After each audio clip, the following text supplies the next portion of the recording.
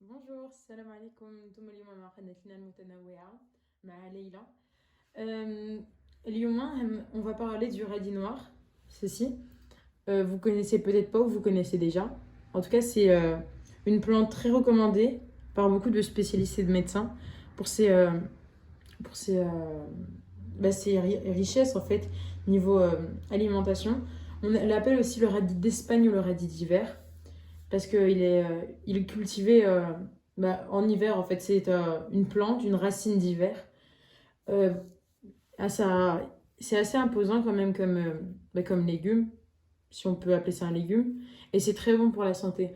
On va aujourd'hui parler des bienfaits et d'où ça vient, des bienfaits et de comment faire en fait pour le manger correctement, pour avoir majorité de bienfaits avec.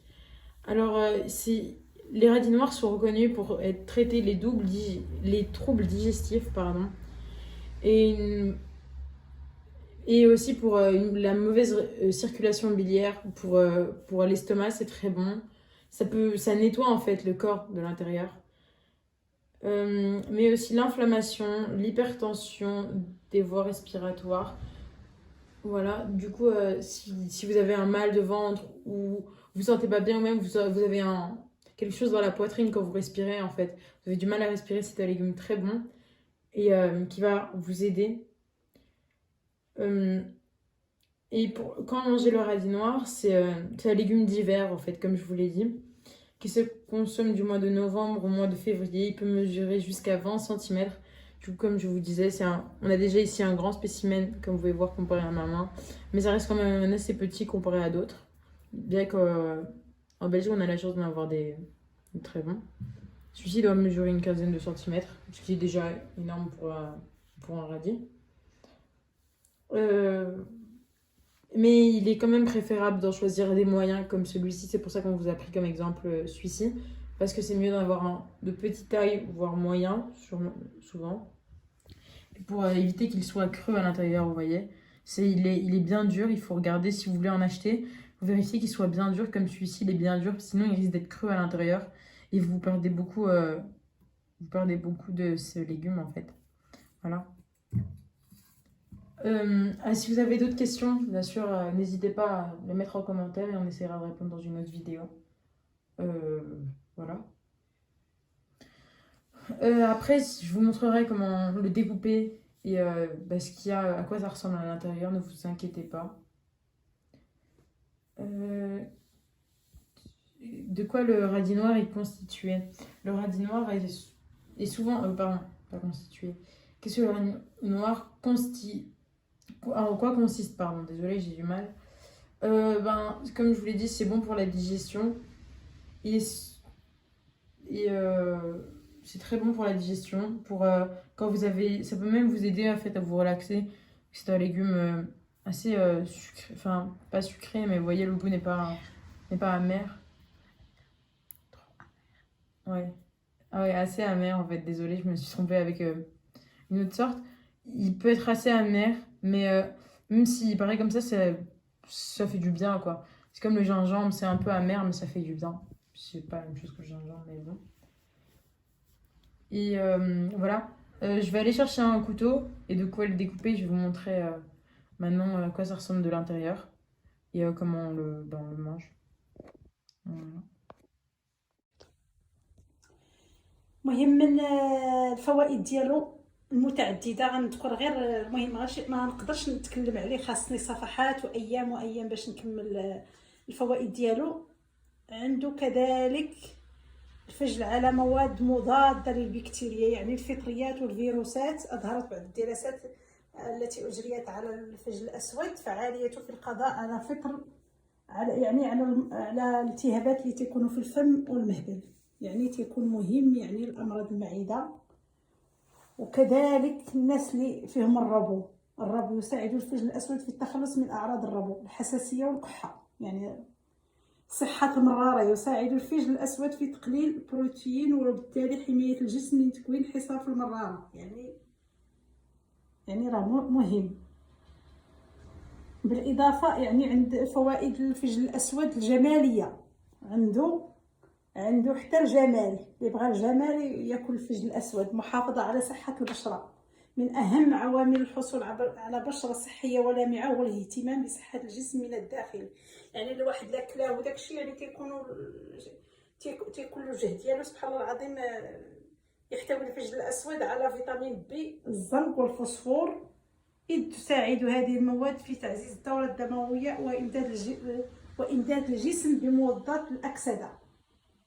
كما يحتوي الفجل الأسود على فيتامين سي المهم في محاربة علامات تقديم سن البشرة، يعني الشيخوخة. كما وكل ما عليك فعله هو شرب عصير الفجل الأسود للحصول على بشرة لامعة وحيوية. يعني أنا بالخصوص أنا تنرش عليه غير شوية الملحة ولا شوية الحامض وتناكلو. كاين اللي يعني تيديروا عصير، يعني كاين بزاف باش ناكلو. المهم والواحد ياكلو. التخلص من عيوب البشره. يعد الفجل الاسود حلا فعالا ومناسب للتخلص من الرؤوس السوداء والبقع السوداء واثار الحبوب. تساعد العوامل المضاده لاكسده داخل الفجل الاسود في الحفاظ على البشره خاليه من الحبوب والعلامات الغير المحببه. يمكن عمل ماسكات باستخدام الفجل الاسود للحصول على نتائج سريعه. ممكن نحكوه نديروه مع شويه العسل ونديروه ماسك. يعد استهلاك كوب واحد من عصير الفجل الاسود في التخلص من تساقط الشعر. يعني حتى تساقط الشعر مهم ليه جدا جدا جدا. يعني هو خزانه،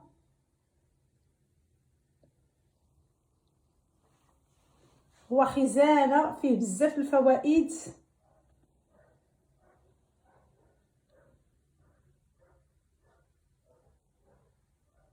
يعني خزانه متكامله. يعني اللي عنده الفجل الاسود في الدار يعني عنده صيدليه. يعني صيدليه بلا ما يمشي يشري الدواء ديال تساقط الشعر وديال الجمال وديال الاكسده. يعني هو صيدليه متكامله. يعني الفجل الاسود صيدليه متكامله. حاولوا الاستهلاك ديالو، كل واحد والطريقه ديالو.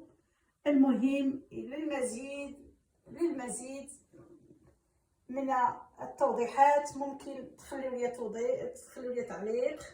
المهم تنشكركم جميعا. شكرا للمتتبعين ديالي، الناس اللي تيخليو لي تعاليق يعني باش يحفزوني باش نعطي الكثير بالكثير. المهم تنقول لكم انا وليلى أوغفوار. شكرا والسلام عليكم. السلام عليكم. اليوم قناة لينا المتنوعة جابت لكم واحد الخضرة مهمة جدا جدا للصحة، ألا وهي الفجل الأسود. يعني الفجل الكحل كما تنقولوا الأسود. مهم ما عرفتش هل سمعتوا قبل بهذا الفجل الأسود. يعني يعد الفجل الأسود مصدر غني بالعناصر والفيتامينات المفيدة. مهم دابا نتعرفوا على الفوائد العديدة والصحية والجمالية للإنسان. هذا يعتبر الفجل الأسود كما يعرف الفجل الأسود الإسباني مرا ولاذع الطعم. يعني هو تيكون مر في الطعم ديالو بعد الشيء، ويتم استخدامه في العديد من الأطعمة والوصفات الطبية أيضا. يعد الفجل الأسود مصدر غني بالعناصر الغذائية والفيتامينات المختلفة. يعني نتعرفوا على الفوائد ديالو الصحية. يعني فيه الفجل الأسود، يحتوي الفجل الأسود على كمية كبيرة من الفيتامين سي. يعني مهم في هذا الوقت ديال البرد، والذي يعمل على تقليل عوامل الأكسدة في جسم الإنسان والتقليل من خطر الإصابة بأنواع السرطان المختلفة وكذلك مرض زهايمر. الفجل الأسود تيدير المناعة، تعزيز المناعة. يحتوي الفجل الأسود على فيتامين سي وعنصر المغنيسيوم المفيدين في تعزيز المناعة وإنتاج خلايا الدم البيضاء. هذا مهم.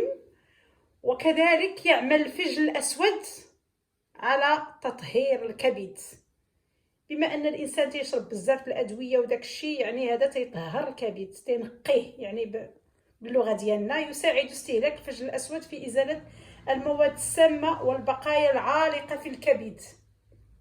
كما ينصح باستهلاك الفجل الأسود لأي من الأشخاص المصابين بأمراض الكبد.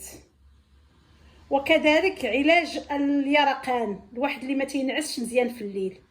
يعتبر الفجل الأسود على التقليل من عملية تكسير خلايا الدم الأحمر لدى الأشخاص المصابين باليرقان، بحيث يساعد على وصول الأكسجين النقي إلى دم الإنسان.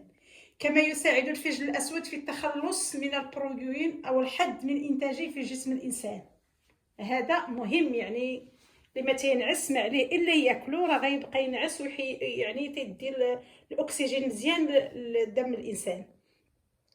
دواء البواسير، يعني البواسير كما تنقولوا حنا بالمغربيه، يعد داء البواسير مرتبطا بالتهاب يصيب الوعاء العضلي الذي يربط بين فتحة الشرج والمستقيم. عند استهلاك نصف كوب مرتين يوميا من عصير الفجل الأسود فإنه يساعد بشكل كبير على التخلص من البواسير، مهمة جدا. وكذلك أمراض المعدة.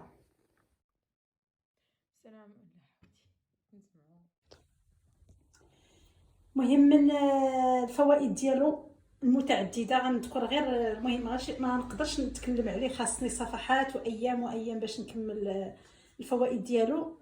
عنده كذلك الفجل على مواد مضاده للبكتيريا، يعني الفطريات والفيروسات. اظهرت بعض الدراسات التي اجريت على الفجل الاسود فعاليته في القضاء على فطر على الالتهابات اللي تكون في الفم والمهبل، يعني تيكون مهم يعني الامراض المعده.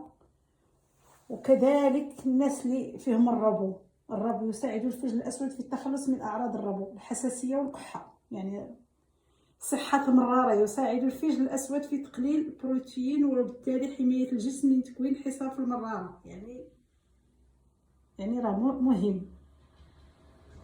بالاضافه يعني عند فوائد الفجل الاسود الجماليه، عنده حتى الجمال، اللي بغى الجمال ياكل الفجل الاسود. محافظه على صحه البشره، من اهم عوامل الحصول على بشره صحيه ولامعه هو الاهتمام بصحه الجسم من الداخل. يعني الواحد لا كلاه وداكشي يعني تيكون له جهد ديالو سبحان الله العظيم. يحتوي الفجل الاسود على فيتامين بي، الزنك والفوسفور، إذ تساعد هذه المواد في تعزيز الدورة الدموية وإمداد الجسم بمضادات الأكسدة. كما يحتوي الفجل الأسود على فيتامين سي المهم في محاربة علامات تقديم سن البشرة، يعني الشيخوخة. كما وكل ما عليك فعله هو شرب عصير الفجل الأسود للحصول على بشرة لامعة وحيوية. يعني أنا بالخصوص أنا تنرش عليه غير شوية الملحة ولا شوية الحامض وتناكلو. كاين اللي يعني تيديروا عصير، يعني كاين بزاف باش ناكلو. المهم والواحد ياكلو. التخلص من عيوب البشره، يعد الفجل الاسود حلا فعالا ومناسب للتخلص من الرؤوس السوداء والبقع السوداء واثار الحبوب. تساعد العوامل المضاده لاكسده داخل الفجل الاسود في الحفاظ على البشره خاليه من الحبوب والعلامات الغير المحببه. يمكن عمل ماسكات باستخدام الفجل الاسود للحصول على نتائج سريعه. ممكن نحكوه نديروه مع شويه العسل ونديروه ماسك. يعد استهلاك كوب واحد من عصير الفجل الاسود في التخلص من تساقط الشعر، يعني حتى تساقط الشعر مهم ليه جدا جدا جدا. يعني هو خزانه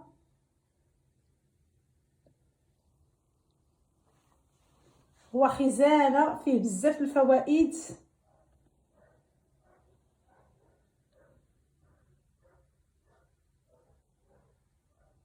يعني خزانه متكامله، يعني اللي عنده الفجل الاسود في الدار يعني عنده صيدليه، يعني صيدليه بلا ما يمشي يشري الدواء ديال تساقط الشعر وديال الجمال وديال الاكسده. يعني هو صيدليه متكامله، يعني الفجل الاسود صيدليه متكامله.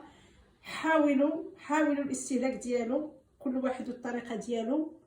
المهم للمزيد من التوضيحات ممكن تخليو لي تعليق. المهم تنشكركم جميعا، شكرا للمتتبعين ديالي، الناس اللي تيخليو لي تعاليق، يعني باش يحفزوني باش نعطي الكثير بالكثير. المهم تنقول لكم انا وليلى Au revoir. شكرا والسلام عليكم.